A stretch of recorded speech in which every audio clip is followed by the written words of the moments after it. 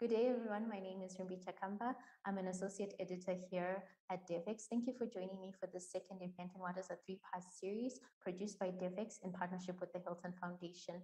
The series focuses on the power of communities to propel women and girls through education.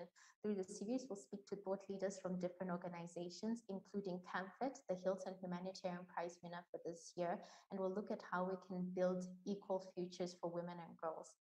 Today's conversation is centered around how we can create an enabling environment for girls' education through good governance.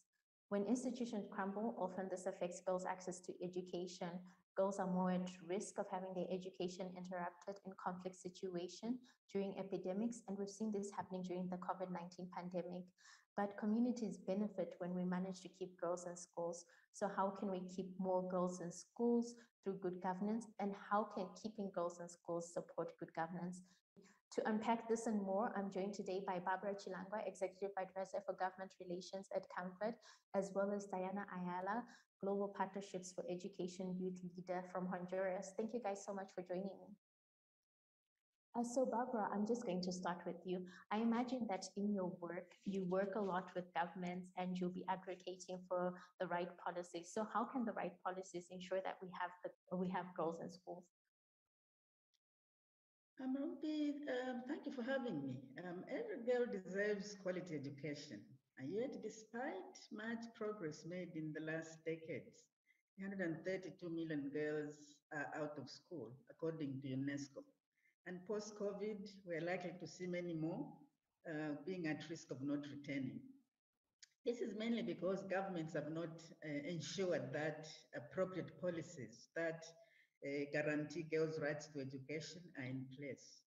I know for sure from my own experience as former permanent secretary that we cannot speak about equity without having policies that promote girls' education. Policies that deliver better outcomes for girls, a strong commitment to achieving gender equity. We also know that policies do not work for everyone in the same way, and that girls have special needs which require targeted interventions, especially those that address drivers of dropouts. What will change the status quo for girls is intentional action to keep girls in school, such as putting in place policies that apply gender equity and inclusion lens. We also know that girls are affected differently and that they face multiple vulnerabilities that hamper their ability to access education and put them at higher risk of dropping out. They require targeted interventions, especially those that address drivers of dropouts like gender-based violence, pregnancy, and lack of water.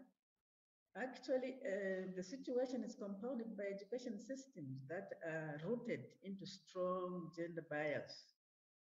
These also need to change so that they can better serve the needs of girls and support the implementation of targeted policies put in place by government. That is what is needed, I think, is a combination of financial and social support to ensure that social justice is given for girls and for their protection. Thank you so much, Barbara. And I know one of the things that you mentioned is that policies don't always work. So Diana, from your experience, I know that the implementation side can be quite different from the policy side. So what barriers still exist on the ground once these policies have been put in place? Yes, thank you, Rumbi. Well, I think in the case of Latin America, and specifically Honduras, there are two basic things that I've found on ground, and one is based on the lack of evidence or the lack of studies or official data that there is on education on girls or girls inside the education system. Because we have girls in the system, but telling is to take them to finish the whole the whole school years they have to do. So there's a lack of studies that will make a case of it, and we can do advocacy from that, like parting from that point of there's studies that will show how girls are in the rural areas or how girls are getting pregnant at teenage years or how they are dropping school because of they have to be in charge of schoolhold of household chores. So that's one thing. And the other thing is that there's a lot of pregnancy increasing right now on, for example, the case of Honduras in the rural areas. We have been having meetings where they told us that girls are getting pregnant and they're not going to school. So nothing's happening with that.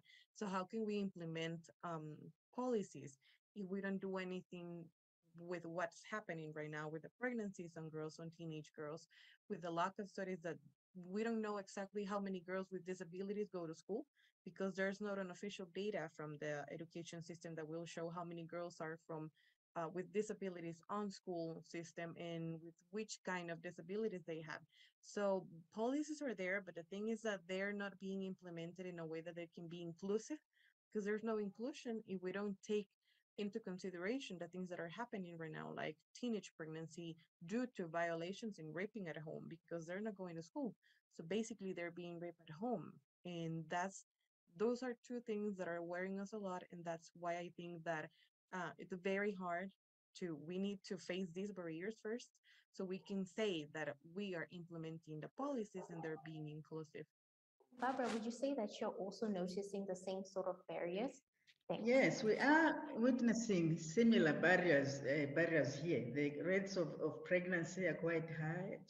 Child marriage is also a problem here.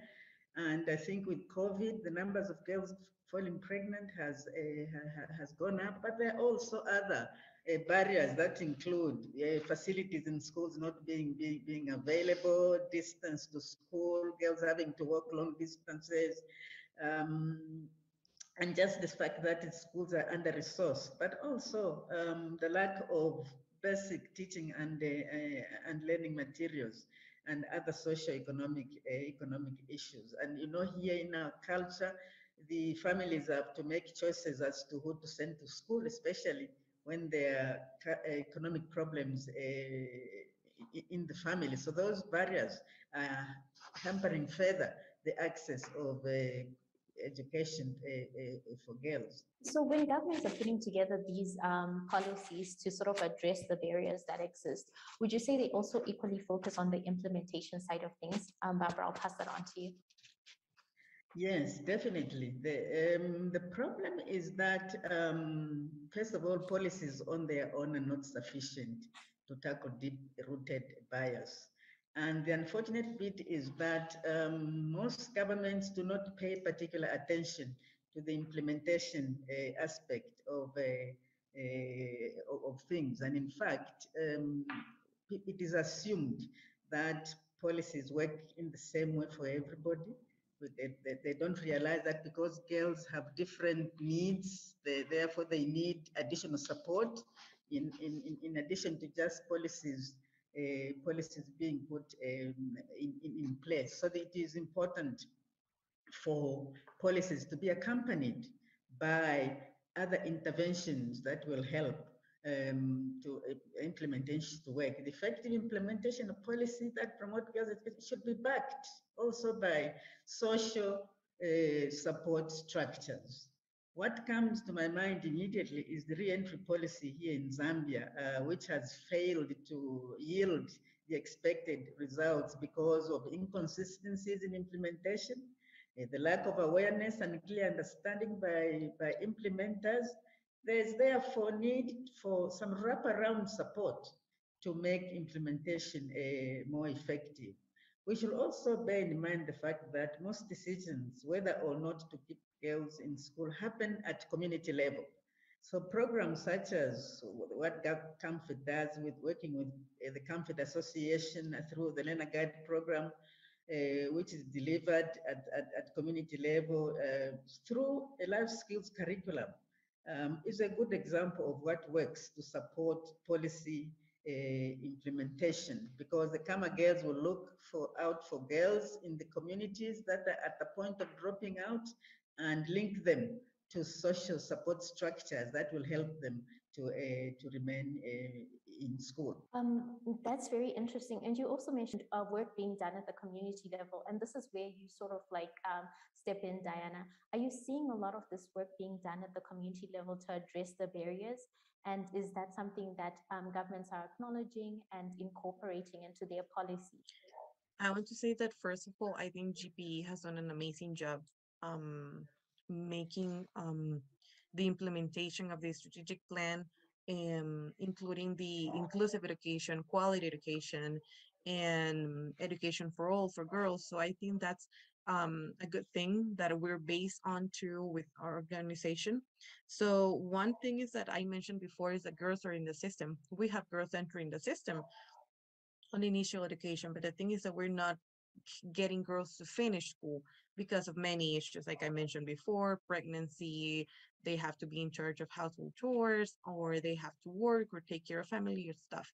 So the other thing is that we have a sector plan, which is also being, we didn't have a sector plan before in Honduras, and thanks to GPE, we have now the education sector plan because it was financed by GPE, and we have it. But the thing is that the challenge is to implement it because we have the education sector plan, but we have a lack of, or it's, yeah, it's a lack of the interest from decision makers to implement this, and also a lack of knowledge from civil society to have this plan implemented. So I think that it's still a big challenge. We have to make this be incorporated in the policy at the implementation level, because we have the law, we have the implementation, we have the education sector plan, and we have the policies to make more inclusive the education system. But we have to make more advocacy and spread the knowledge to more people to what it's in the plan and how we can achieve a better education for girls, on achieving the SDG 4 too, for having a better quality education for the whole life. So I think that we still have a challenge in to make this happening on real life, the implementation. But if we unite effort, we can do something so that we can have the attention of this of decision makers. And we're having a new government next year, so I think it's going to be a opportunity so we can make advocacy and have them being interested on these and having more girls in the system and being inclusive.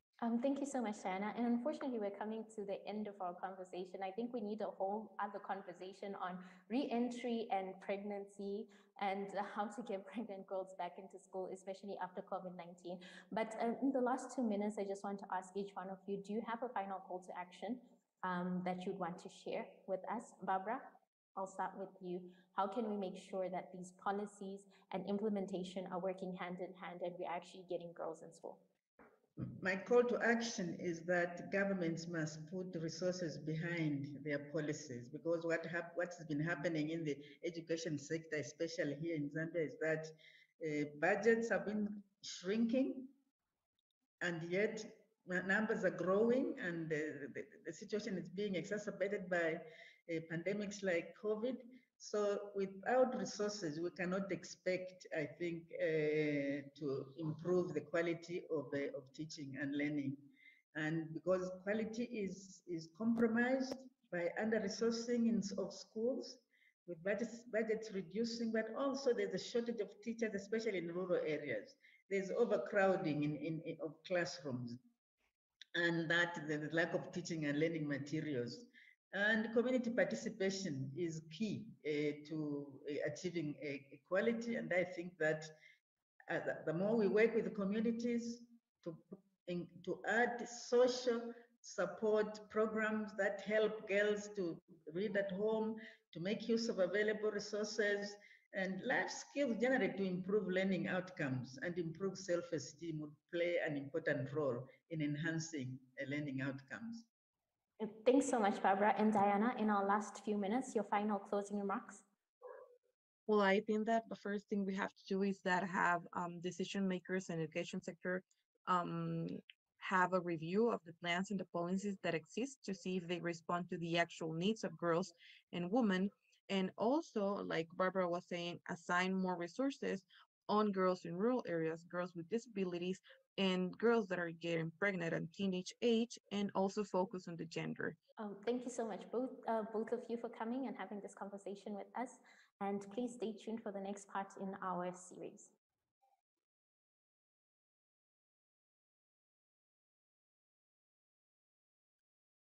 That was such an interesting conversation.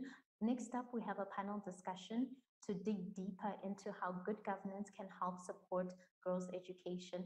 And today, and to join me in that conversation, I have Joe Byrne, Chief Technical Officer, Global Partnership for Education, Sarah Brown, the Chair for Dear World, and Lydia Wilbert, National Director at CAMFED Tanzania. Thank you for joining me, ladies.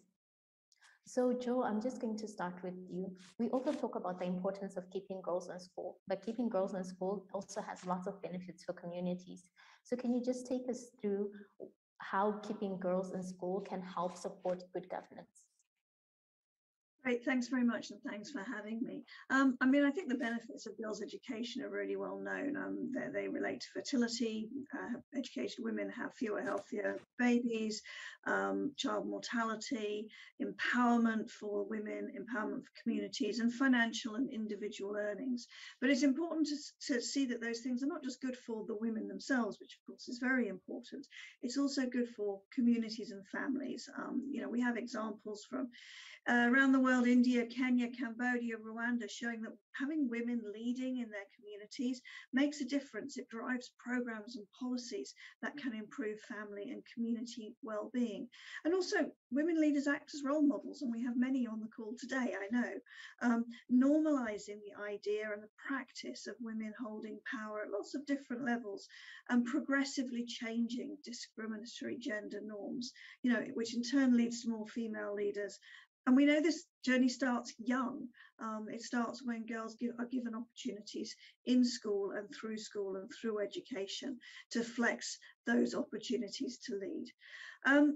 We also know that girls' education has impact at a national level, and this has been talked about a lot. So economic growth and climate resilience, important to talk about that. More educated women often are better able to protect themselves and their families from the shocks and the effects of economic and environmental shocks. So I'll leave it at there. But yeah, there's so many benefits, both for the women, for the families and communities, and for nations as a whole. But as all of you know, working in this space, this is probably like a two-way street. Before we can reap all these benefits, we need to invest. So what's the downside of not investing in girls' education, and how does that affect girls? Sarah, I'll just hand this one over to you. Well, I mean, it is a two-way street, obviously. So, you know, Joe's talking about what the impact is on girls. And if we have good governance existing in a system, then we're opening it up far more to girls to be able to enter it. And I think where you see examples of poor governance in a system, it always in the end disproportionately impacts on girls, because it will always impact on the most marginalized, and where choices are made, we find that girls get squeezed and pushed back in it. For us to have a really good, strong, results-driven system, countries are going to need to ensure that they've got coherence across their goals, their policies, and their spending. And you need a clear route through from all those kind of the goodwill and the ideas and the way you're going to make it happen, right through to that governance and accountability. So we do need that two-way street where we're opening up opportunities for girls where there's good governance. But as Joe said, bringing girls and women into the system, you're actually educating people to create, you know, obviously improving the economy, but also their leadership skills are to be valued.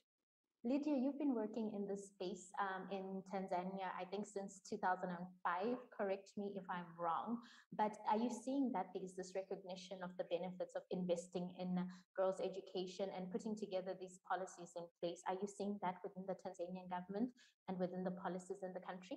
I think there is a broad recognition, but I would say there is still less resources put to realize this.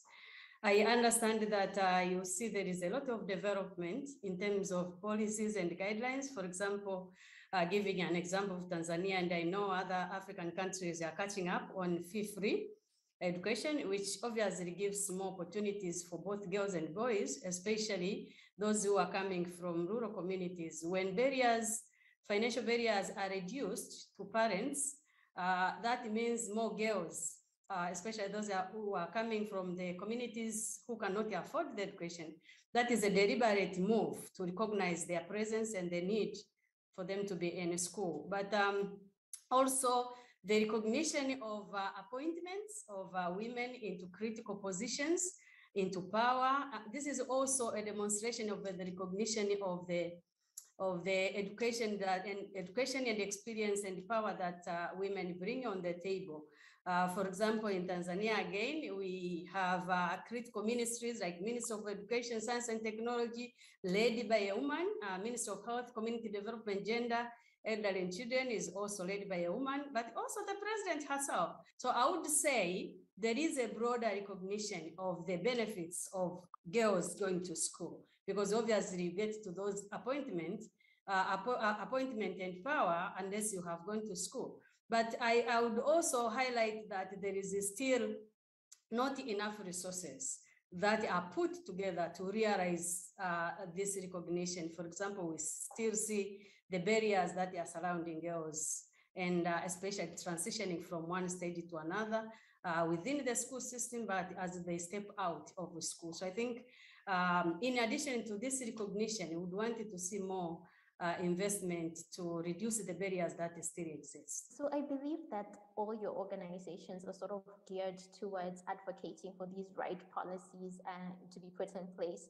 Would you say that you're seeing the same thing all around, Joe? For example, are you seeing that there's not enough resources still being invested? So not enough resources is definitely an issue we face in education in all different pieces. But actually, I think it'd be useful to pick up on some of the points that both Sarah and Lydia made, just in terms of the coherence of moving the agenda forward. You know, people often talk about girls' education as being some sort of silver bullet. Well, actually delivering on that within a complex education system is not quite so straightforward, and I think it needs an awful lot. And this is the governance piece. So first of all, we're not necessarily always bringing the right data and evidence and experiences of women and girls to the table. You know, it's not just about disaggregating data, but it's actually understanding, a bit like Lydia says, what is it like to be a girl in school? What barriers are you actually facing? I mean, the conversation about menstrual hygiene management seems to only just be starting in some places. Conversations about violence, how it affects boys and girls differently, and how that keeps girls out of school. Those conversations only seem to be starting right now. And then the conversations we know, of course, like distance to school and safety. So what data and evidence is really being used in policy dialogues?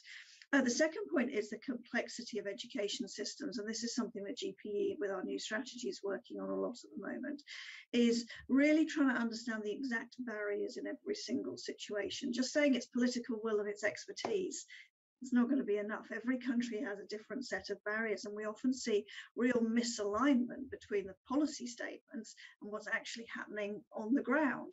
And that's a money piece, you know, so we say we've got a policy, but then we don't put money behind it. That definitely happens. But it's also other misalignments. So, you know, we know, for example, that the poorest rural girls are more likely to be taught by male inexperienced teachers. We know that female leadership can have a huge impact on girls and boys in schools, and yet deployment policies quite often really work against being able to get women leaders into schools. So we need to align those policies so that we're actually looking at the barriers to getting women leaders into schools in order to support all children. That's this misalignment. Other misalignments, things like policies around pregnant schoolgirls coming back into school. And, you know, again, we're seeing movement as countries start to say, yes, we need to expand. This is a human rights issue. We need to expand access to girls who are in this situation, but not necessarily then tackling the things like what are the sexual and reproductive health curriculum, what's better access to reproductive health services, how do we have those really tricky conversations around the sexualization and victimization of girls and those unequal power relations. So it's a bit of a long answer to your question, but I think, you know, the data piece, the actually working through the complexity of education systems, and then, like Sarah said, accountability. And accountability using timely data so that we can actually see that the policies that we're putting in place and the money we're putting behind those policies are having an impact. Sarah, I do want to bring you into the conversation, but you did mention something quite interesting, Joe, that I would want Lydia to touch on. When you talked about pregnancy policies in school, Tanzania gives us actually a very interesting example of this. They had a lot of controversy regarding their pregnancy policies and how to get girls back into school after they're pregnant. How do you navigate this? Because I think this was a great example of a policy not really being implemented properly on the ground. Well, I think that is part of the complexities that Joe is talking about when it comes to policies and even extending to implementation of the policies themselves.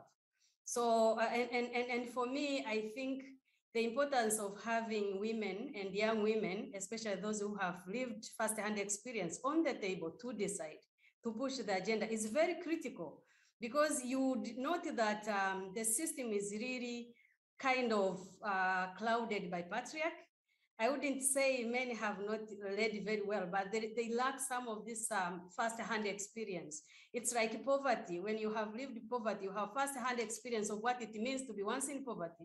And when you are sit on the table to put policies, you have the background of what it means for you to enable everyone to be able to access. So I think it's around the power who sits on the table and who decides, both in the putting of the policy, but also the implementation. But for us on the operational side as an organization, we have kind of worked very well with the government to be able to continue pushing the agenda as an organization individually, but also through the network that is an umbrella of the education, through Tanzania Education Network. And as you might have noted, that there is a revival of the discussion around the entry policy now, in line with pushing agenda around alternative pathways that can be available for girls to have a choice. So what we want is to make sure that girls who have pushed out of the system because of different reasons, including pregnancy, we need to take accountability, the fact that we did not protect them well. That is the bottom line. If you see a child falling off, you take accountability of the fact that you didn't do much enough for these girls to stay in the system. So we can't run away from that fact. And we wanted to present opportunities for them to come back and have alternative, like choices that they can choose from. We understand also there is going to be barriers for them returning back. So we don't want it to be blind around the fact that the policies itself, the guidelines itself is not going to be a solution. We want, as we plan and push the agenda, we wanted to take into account the fact that there is resources needed, there is more schools to be built, there is an issue related to care and support for those who are returning back, and the whole system has to embrace that. But it comes from a recognition of the fact that we all need to take accountability of our failures of transitioning these girls through the system to complete and transition successfully into life. Thanks so much. So Sarah, just to bring you back into the conversation, both Joe and Lydia have sort of outlined some of the things that need to be done. What more needs to be done to sort of address all these complex issues that Joe outlined so well? As ever, you know, we work very closely with Joe and with GPE and very familiar with their work at Their World. And I think a lot of us also go back to the original report from the Education Commission, which set out very clear guidelines for it. And I think also of some of the work that's been done when you look at some of the most marginalized girls and what brings it in. And I think Lydia's point about having experienced voices, people who've actually been through an experience, is absolutely fundamental to how we're going to find solutions. And Joe continually touches on points around the barriers. It's very straightforward to have a system, to have the funding going through and have straightforward teaching. But the job is always to look at who you're missing. And a lot of the time that is girls as a general group.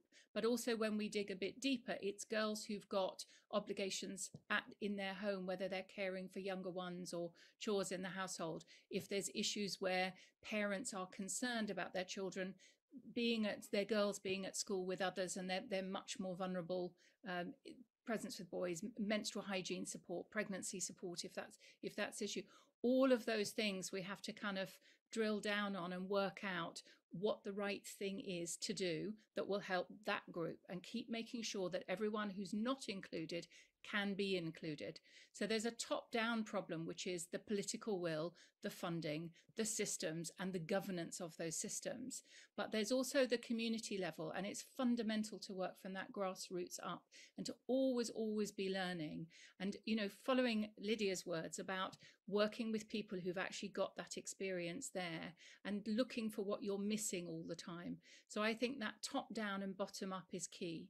The other thing I would throw into the mix that is that focus on the full range of what that learning time is for children, and that we often don't quite get round to the early years piece, which is so fundamental, and we see the difference for children and young people. It's an area that their world's been very focused on in recent years, because we've just noticed that the data speaks for itself, that where you've got that early years investment, you're educating children, but also that whole family for that journey through school. And then at the other end is looking at the skills that young women emerge with. And this is where CAMFED are absolutely remarkable, because they don't just see their girls through to the end of school. They include them in an alumni program. They're educating them beyond that, not only to be people who've learned skills for their own economic empowerment, but to be mentors for those that come behind. So I think that whole span is important. So where we're looking for solution, I think what we're all agreeing is there's no one size fits all. We need the top line, big picture work done, and we all have our advocacy efforts there, but we need to work with communities and figure out what they need to include everybody. Yeah, that's really interesting. And one of the things that I hear from all three of you is about including women's voices, including girls' voices. And Lydia spoke about including women's voices from the top, and how Tanzania has seen all these women taking up leadership roles in government and whatnot, and how that is paying off in terms of girls' education. Is this a trend that we're seeing globally, that women are taking up these positions and that it's actually paying off for girls' education? Or is there more that needs to be done? Is it a unique situation in Tanzania? What do you think, Jo? I hope it's not a unique situation in Tanzania, although I'm very aware of the work that CAMFED has done is really quite important. I mean, certainly, it gives us so many lessons as well. I mean, certainly when we were doing our strategy consultation process on the issue of gender, one of the big pieces that came up was this question of diagnose the barriers properly and bring the right people to the table to help you do that. Because I think we quite often end up with, you know, unintentionally gender blind policies, plans and financing, because we're not quite sure exactly what the specific issues that women and girls are facing. And we don't always capture those things in data. So bringing women to the table who can really speak with authority, I think, is certainly something that we've heard people want to happen. But combined with, of course, the data, the evidence, and really the incentives to put that evidence and data into practice and to do it at scale. And Sarah, would you say you're seeing the same, and you're seeing more women coming to the table? I think sometimes we have to work quite hard to make sure that there are women at the table, and to make sure that we're not just opening the door, but looking for ways to go and invite women in and to support their needs for being able to be there. I mean, often women are juggling so much in their lives, they don't always make time to go out and be the advocates and be involved in some of those kind of consultative efforts where we see men sitting around the table. I mean, certainly we found at Their World, when we did quite a deep dive into our own work, we realized that in the advocacy piece, that was where we found that there were far more male voices than there were female, and that we actually had to put in quite specific plans and be quite proactive. We did it through our Global Youth Ambassador program to make sure that we were really reaching out and inviting women to come and share their voices, and then supporting their needs so that they could be there at the table and sharing. And when that happens, you see quite strong voices that will carry a message and will speak up for very real and very practical needs. Well, I just wanted to put a point around the women's voice, just because I gave an example of the top level. I just wanted to also highlight that this matters not only at the ministry, at the national level, but down to the family level. And that's where it begins. And that's why the education is the foundation, because it gives that opportunity and power for women, even at the family level, to make a decision. And that is what we are deliberately doing. Sarah talked about the deliberate part of it, you have to recognize that and remove the barriers. Design, for example, meetings for them to attend. Give them space. Make sure that they have the babysitter when they are attending the meeting, just for example. So a recognition of the barriers that might prevent them to participate. And once you have removed those and have them an opportunity from the community level, they do amazing work because they will make sure that the resources are equitably distributed. They will make sure that the resources and the plans are designed to tackle the challenges that the marginalized community are having, and it could be girls, could be women, could be disabled, all this. So I think it's very important to note that the voices is needed at every level, and it starts from the community level. Thanks so much, Lydia. And actually, CAMFED does a wonderful job of this. I think I met one of your beneficiaries a while ago who's now advocating for climate change and also supporting other women in Zimbabwe as well. And it really shows that really like from the bottom up example that you're talking about. So one of the recurring themes that we see is that when institutions crumble, girls' access to education is often affected. And we see this in conflict settings, and usually girls are at a higher risk of basically losing their access to education. So Sarah, I just want to bring you into this. How can we prevent this, and how can we make sure that policies are in place to support girls' education even through crisis? Well, as you're absolutely right that it's a really critical time where education can be so dramatically disrupted, and that's the moment that completely changes the hopes and opportunities for young people who are otherwise at school and their lives are turned upside down. The thing we should be heartened by is that there is now more support and funding for education in emergencies than there's ever been. I mean, Joe was very closely involved, along with Justin Van Fleet, who's the president at Their World, with the creation of the organisation Education Cannot Wait, which exists purely to be able to mobilise funding very, very fast to continue education. And that's, all within the last decade. It's not many years that we've seen that shift. GPE itself also is able to now work more directly in conflict situations.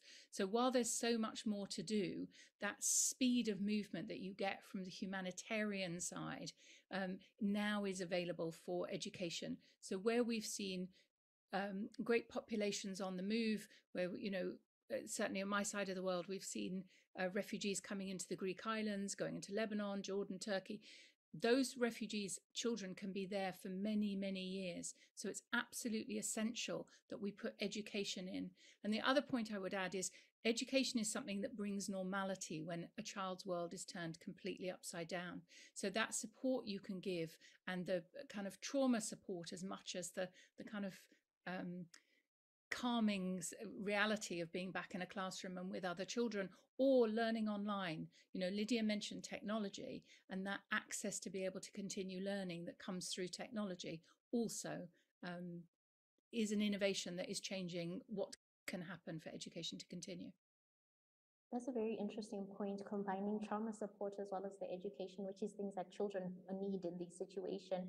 And Lydia, would you say that you're seeing the same? Are you seeing the speedy response to support girls in conflict situations as well? Rumbi, I think I just wanted to add a point to the fact that not only girls' education is disrupting emergencies, but also that women are the ones who hold the biggest burden of emergencies. They will be the ones responsible for care of the children, movement, and everything. So the women in general are the most affected with this crisis. And I'll just draw an example with COVID, right? When COVID hit across the globe, including Tanzania, I think one of the things that worked was making sure that we come together and we work as one through the network. For example, we had our Tanzania Education Network pushing for the government to make sure that we collaborate even more to make sure that we are working as an agency. But I think going forward, what will help is really good preparedness. So the emergencies that happens should teach us on how we can proactively put in place policies and emergencies, if could be funding, but that we are adapting quickly to make sure that we are able to minimize the disruption that is coming along. So we don't want to see an emergency and then start putting a fund, writing a proposal, for example, for GPE. So, you know, we wanted to make sure that we are prepared, we have put in place preparedness opportunities when the emergencies comes, it doesn't really hit hard, especially to women. So I understand, like, for example, COVID in Tanzania, there was I would say less disruption of education compared to other countries because we stopped schools for about 3 months compared to other countries that went ahead. But I saw in action an enhanced collaboration within CSOs, government, and most importantly, communities. There is an importance of having a touch to the community. When we couldn't find girls in school, for example, we were able to reach out to them because we have community structure that we worked with, we have built over time. We are together in this. We can use the channel to make sure that we can rescue those who do not have information. We can reach them if they do not have technology. But what is this teaching us is to make sure that we are prepared very well with this experience so that next time we are better. And Joe, I know you've been doing specific work to address access to education for girls in conflict situations. And I'm wondering if you're seeing the same speedy response. And I assume that Afghanistan will be a good test for the humanitarian assistance provided there and how it will affect girls' education.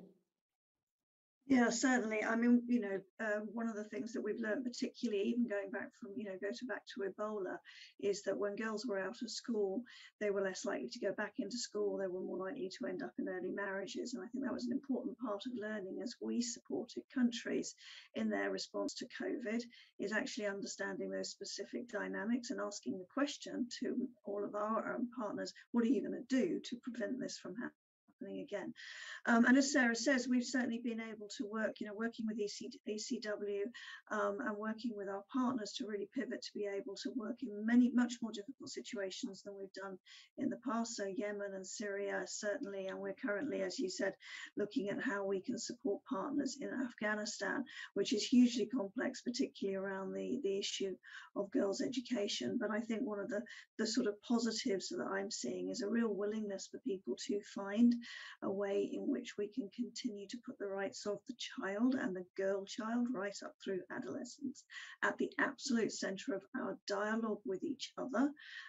We're currently not dialoguing with the Taliban, but certain partners are, and so they are able to have those conversations about where the government, where that administration may be going on girls' education, but also really making sure that as a development community working outside of that administration, that we're able to join together and make sure that we're working in a seamless way to reach children where they're at through non-formal means if necessary, to ensure that girls right up through to secondary schooling are able to stay at school at some point. So, you know, it is possible, but it takes a lot of coordination. It takes a lot of pulling together in the right directions. It takes a lot of adaptation to the situation.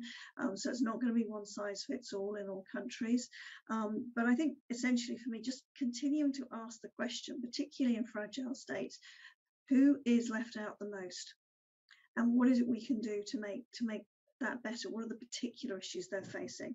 And of course, as Sarah said, I loved her 3 points. You know, all of this does take money. It takes financing, and it takes joined up financing, and it takes partners pulling together, bringing in all the expertise of people like Lydia and all of the partners on the ground to be able to move in the directions to tackle some of these issues in the most complex countries in the world. Thank you. You put that so well, financing, expertise, and also working with partners on the ground. And we hope we'll be able to see this sort of speedy response carried through.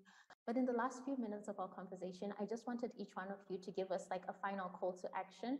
What should we be doing to create this enabling environment for women and girls' education through this government, through the right policies and governance? I'll start with you, Joe. Understand the problem, understand the issues with a huge amount of depth and compassion, I think would be certainly my first. I'm sure you can find better wording for that. And then to be ruthless about finding evidence-based solutions to unblock every single one of those barriers in every single context. And I guess the third point is to hold ourselves accountable, just individually and as organizations, for every opportunity that we're providing, that we're role modeling as women ourselves, to make the world a better place for the generations that come behind us. Thank you so much, Jo. I love that. Be understanding and ruthless. And over to you, Sarah. What's your final call to action? Well, I'm certainly going to support everything that Jo has said, but I think if I was to summarize what I think we need to do, we really need to have that top-down focus on systems that are going to perform, and that does mean good governance and a focus on the results. We need to keep being innovative so that we're looking not just for ways to take down barriers, which is absolutely vital, but also new ways to deliver quality and inclusive education. And I think inclusivity is absolutely key to that. I think we're always leaving groups out, and particularly when we think about girls, and we need to keep using our system, building our systems and innovating so that we're bringing in those groups that we're otherwise leaving out. And the final thing is finance. We're not going to achieve any of this, and certainly not to scale, if we don't have that finance. And there's been a good push behind GPE this year. There's more money going into education where there are crises through Education Cannot Wait. But we're actually going to need to look at making sure that the innovative finance facility for education actually takes off, and to start generating more funds than we're going to just receive from donor governments and philanthropists, and to look at how we kind of ratchet that up so that organizations like GPE and Education Cannot Wait can flourish more and take things to greater scale. Thank you so much. Inclusion, innovation, financing. Thank you so much. And Lydia, to you, what would be your final call to action? Well, I will also start with the last that Sarah said around financing. I'll be calling for increased investment and reaching more marginalized children, far and remote communities, and those with disabilities, because it's important to also, as we make investment, to have the gender lens and also the equity lens, so that we don't create finance resources for everyone without recognizing that there are those who are far end and forget around their needs. So as we become more innovative in financing mechanism, we should keep the gender lens and the equity lens. But another one will be the bottom-up approach, to recognize the expertise that lies within communities, and especially within young people. We want young people not becoming the beneficiaries, but the active participant of the education system, because they are the first beneficiary of it. And we wanted to make sure that we engage the ideas and we engage them in planning and execution of the innovations, recognizing the expertise and lived experiences that they have.